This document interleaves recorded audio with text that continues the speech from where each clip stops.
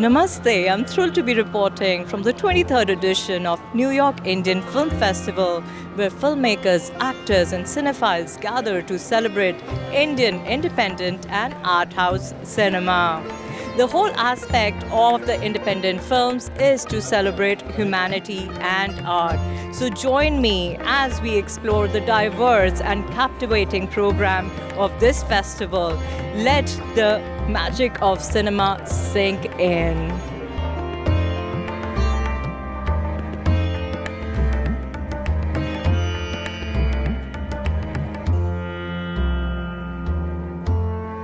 Magnanimous day, Suman. Yeah. Walk us through briefly about what really goes on in producing a film festival of this stature. Well, first of all, I have to say, Nidhi, we are so happy that this is after 3 years of pandemic. We have a full-fledged festival happening in person. The whole community is coming together. It's been so heartening to see everybody wanting tickets, everybody wanting to join. The buzz, the excitement, the energy is just amazing. There's a lot that goes into the production. It's a lot, and we are a small non-profit, so all of your support means a lot to us. So come join the excitement, support us, and attend events all through the year with the Indo-American Arts Council, which presents the New York Indian Film Festival.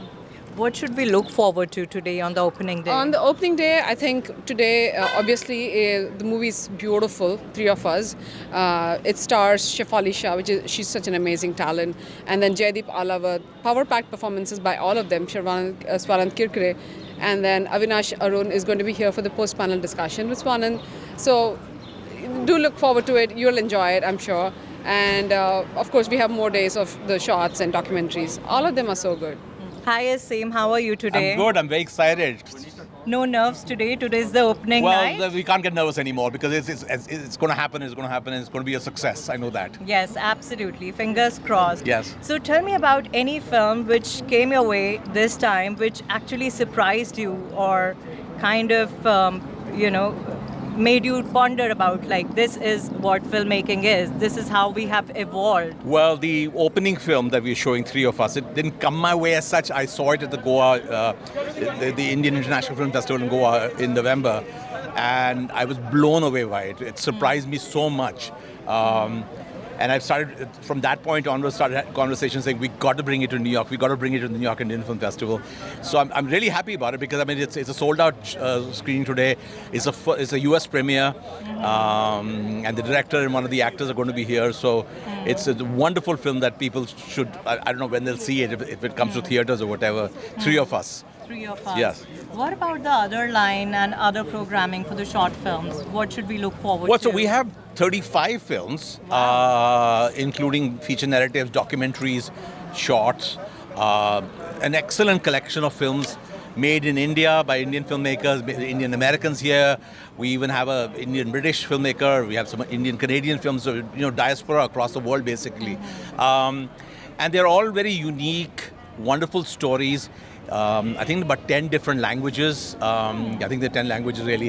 This time you don't have Sanskrit. Last time I that remember was such a wonderful surprise to get a Sanskrit film. Unfortunately, not too many Sanskrit films are made in India. So, but it was it's just wonderful because the audiences in New York will not get a chance to see these films otherwise because they don't get released like Shah Rukh Khan's films do. I have nothing against Shah Rukh Khan's films.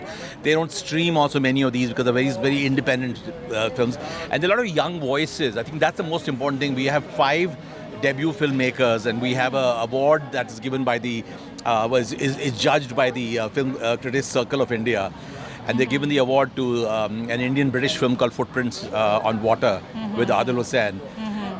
Is he going to be present? No, unfortunately, because the thing is, we're showing the film on the 12th, and the film is then premiering in the UK on the 13th, and he just couldn't be in both the countries. So, unfortunately, no. But the filmmaker is from UK. But the director's so. here, yeah. Oh, she's here. Yeah. Wonderful. Which, in fact, she's here, and we show the film tomorrow at 6 o'clock, and then she goes directly to JFK and flies to London. Yeah. Hi Harlem. So you have produced a film, a documentary film, which is called Bring It to the People. So tell us, what exactly are you bringing to the people? Great question. So my background is around pandemic planning, teaching and educating future public health leaders in the industry, students, mentors, to really get them prepared for dealing with pandemics.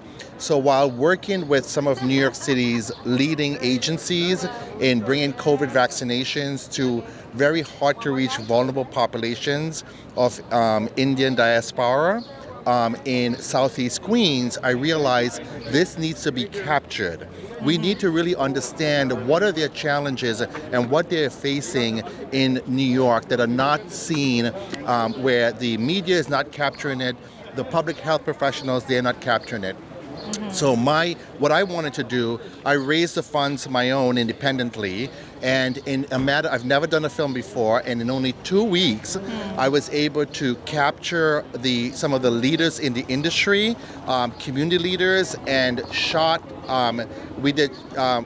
the film 2 weeks in several different agencies throughout New York City to really understand what were the barriers, the structural barriers, the physical barriers, environmental challenges that communities were facing beyond vaccine hesitancy. How did people accept those vaccines? Everybody readily, or did they have any problems or Yeah, that's actually a great question. So what the film also look at is to see the patient for who they are. Whether they are for vaccine or against vaccines, or what were the reasons or concerns they have around the vaccines, the film helped to capture some of that, to really understand the patient for who they are and to work with them. We also were able to capture the medical ingenuity, what is required to get patients vaccinated, or the healthcare professionals to bring vaccinations to these communities. My favorite Manoj Bajpayee brings me to this festival. He's like a brother, like a mentor, like a guru. I'm here to see him, and this is my first time actually. When you say he's like your mentor, you worked with him in the past? He's been a great friend of mine for a very long time, and his acting style, his films are an example for people like myself, who I would say belong to a certain parallel stream of Indian cinema. And he's like a guru in that respect. So which film are you most excited about? I'm excited to see Gulmohar, which I have already seen, but it's one of the finest Indian films I've seen this year. And I'm very excited to see Banda, which I haven't seen yet. But to have two films of Manoj Bajpayee in the same festival, it's like a treat. And hopefully we'll be seeing you next year with your film as well. Yeah, we have to tell these people to, select one of my films. They've been a little hard on me in the past few years, but some of the other festivals have taken me up, so it's good. What are you working on? I have a beautiful film releasing with two very beautiful actors of Indian cinema. One of them is Revati, and one of them is Vikram Gokhale. So two senior actors. I have a film coming out very soon called Jagjeevan Ki Patni Ka Teesra Pyar. And you are singing in the film. And I'm singing in the film as well. Can you just hum like a line or two for us? That would be brilliant. Yeah, well, it's a tribute to mothers, and Mother's Day is coming up. वो रोती रहती थी, घबराती रहती थी, वो डांटती रहती थी, चिल्लाती रहती थी, मेरी माई पगली थी, मेरी माई पगली थी. Thank you, my dear. Arshad, welcome to New York Indian Film Festival and your first time in New York, isn't it? Thank you so much. Yes, it's my first time, and How does it look? Just like the films, like we spoke on the Zoom, we had an interview, so I'm very excited to know your reaction. yes, I mean, like I saw a lot of things. Just in just 1.5 days, I saw a lot of films which I'd earlier only seen in American films, and it's really exciting. It's overwhelming also, but I'm really excited to be here. And you are bringing your film, The Follower, to this festival. Talk about that. Yeah, so my film is called Follower, and it's about this radicalized journalist in a small town and how he uses social media to propagate his cause and propaganda. And it's a very sort of relevant topic, and I really wanted to explore this subject.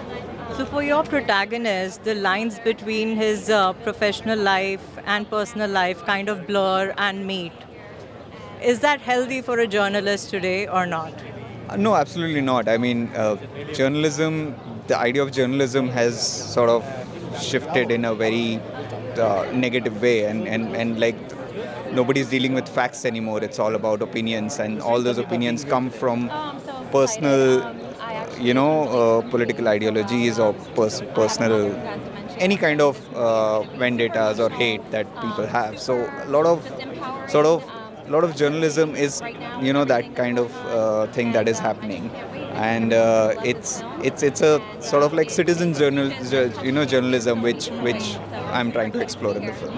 Thank you so much for talking to ITV Gold. My name is Nasreen. I am the founder and CEO of Inner Soul, and I'm super excited to be here to watch three of us tonight. Why did you choose three of us for sponsorship? Well, I love the movie, but I can also relate to it as my personal experience. I too have a mother who has dementia, frontal temporal dementia. So no matter where I am in the world, I've always said I always have one foot in the village. So I'm super excited to be here tonight. Hi, Michael. Welcome to NYIFF. Thank you for having me. And you are bringing your film Outside Chance Yep. for us to see. Yeah, I am. It's we shot it in London. It's premiering at New York Indian Film Festival. Very excited to be here. Very excited to premiere it here. Yeah. So I believe this film was shot in a very confined space. What were the challenges for your cinematographer and, directing as well? So this was actually my first directorial debut. So the challenge was making a film. I'd never made a film before. So it was very challenging for me to kind of work a set and work with the crew. From a cinematography standpoint, every conversation that you see in the film had to be shot twice because we're two characters talking through a door. So the biggest challenge was trying to make that work and make the cinematographer frame it correctly, but also get the actors to work with the energy because they're talking to a wall the entire time.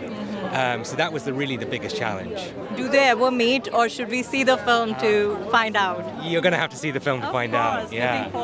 Thank you so much, Thank you so Michael. much. Hi, I'm Natalia Sham, and I'm the director of the film Footprints on Water, starring Adil Hussain, Nimisha Sajan, Lena and Antonio, produced by the production headquarters, Mohan Nadu. How did you choose the subject of illegal immigration and kind of clubbed it with the search for the lost daughter? So it all came, I moved to the UK with my parents and my sister at the age of 10, and we first lived in a place called Southall. I'm not sure if people might know, it's pretty much like everybody knows Southall, and like Bend It Like Beckham, it was filmed there. And I kind of, expected a fancy, posh London life, and it was very different. So we were kind of mind blown by the illegal immigrant crowd there. So from a very young age, me and my sister, who's the writer of the film, Neeta Sham, we kept talking about what happens if they go missing.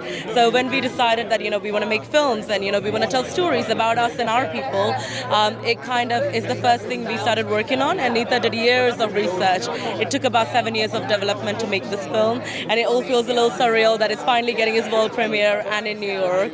How excited are you that it's going to be the closing night film? On a scale of 1 to 10, I'm thinking about 33. Oh my God, Yeah. wonderful. Yeah. Why did you choose such a heavy theme? I don't think it's a heavy theme. I just think it's a theme that's everywhere. And it's not heavy or light. I think this is also the kind of a place where we should look at cinema that is not only computer graphics fighting each other at the end. You know what I mean? I love Marvel films and all of this, but sometimes you want to address the human connection. And if you consider that heavy, then perhaps step off the planet. I think, it's not that It heavy. is a reality that you need to address to, of course. Yeah, and I think I'm addressing human. I'm addressing the human conversation. I want to push that forward, as opposed to suggesting that every film is for entertainment only. I think films like this are fun because it challenges you, and entertainment is passive and fun is not. Fun is active. I think you might have fun at it. So you were challenged while making the film. How was your research? My research was deep and long, and I was challenged by making the film because of various reasons. Production, making a movie at all is a hard thing to do these days, and that's an incredible thing.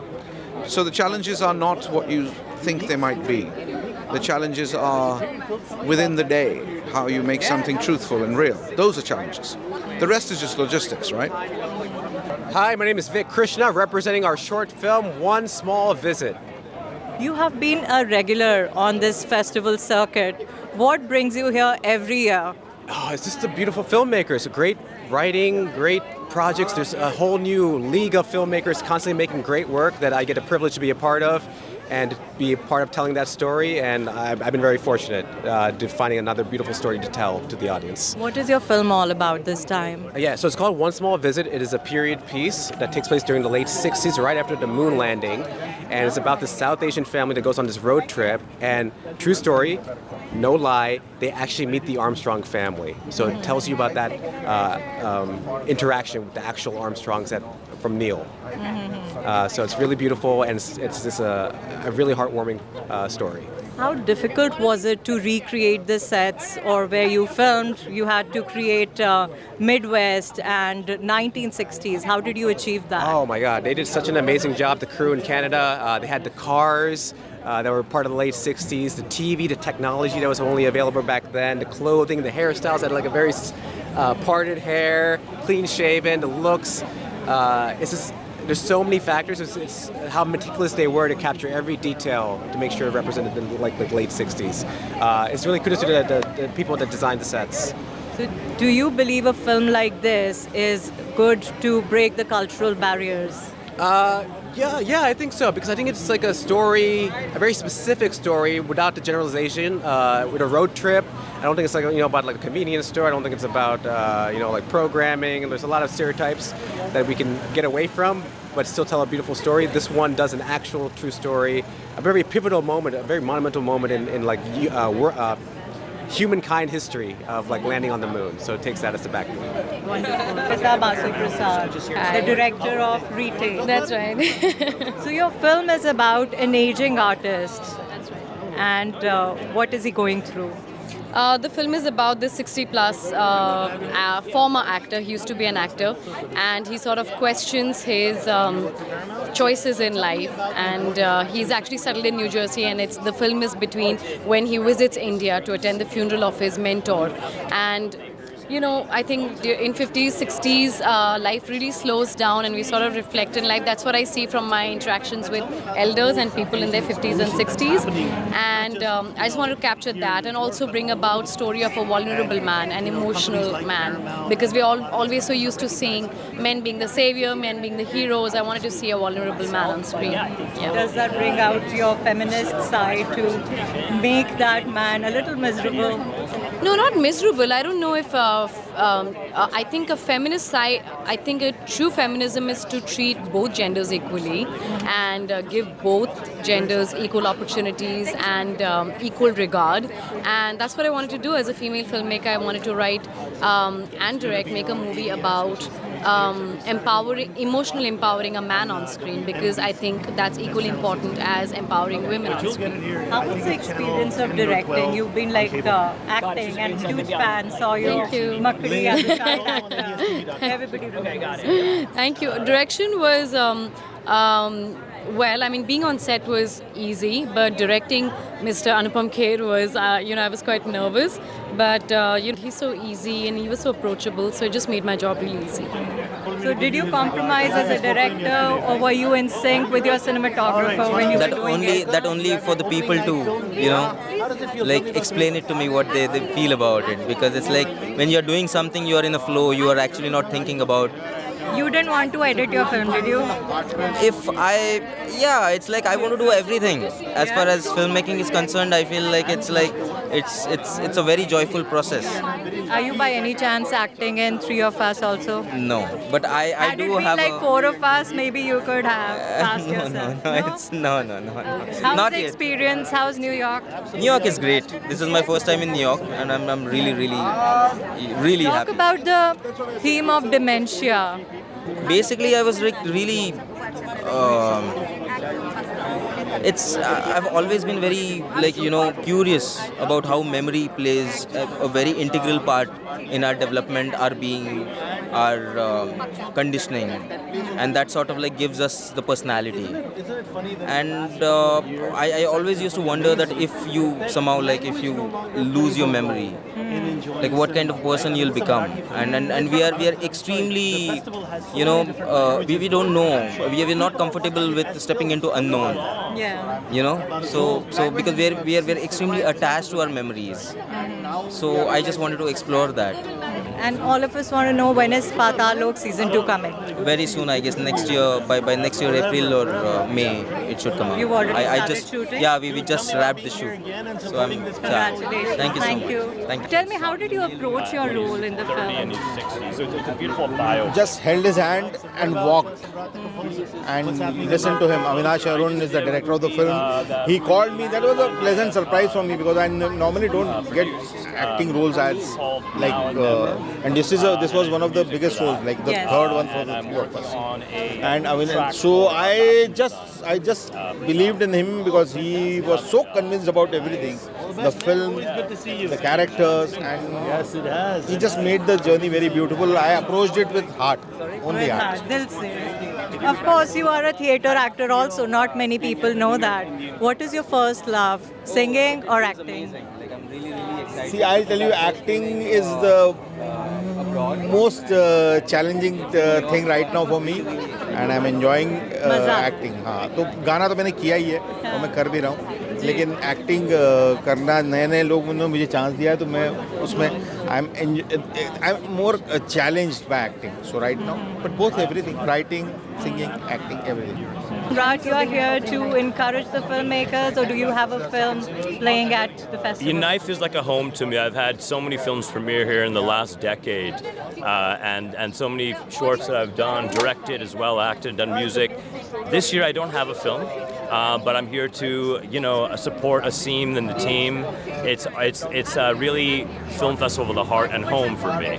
I'm excited to see Goldfish. I'm excited that Manoj, Bajpayee, Sharmila, Tagore is here. It's an incredible year. Some shorts like One Small Visit. Every year, and seeing Nandana here is beautiful. It's fantastic. Love the title Gulmohar. So Gulmohar seems like one of the characters in the film. Talk about that. Yeah, you're right. Gulmohar is the name of the house where all these characters are living, and they've sold the house, and they're packing up the house to go in their own ways. And that's when, as they pack up their stuff from the house, all the secrets start coming out. And that's why Gulmohar. So your film is being compared to Monsoon Wedding. Has your work with Meera Nair in the past influenced it in any way? I'm still working with her. I'm producing Monsoon Wedding musical that premieres tomorrow, day after tomorrow.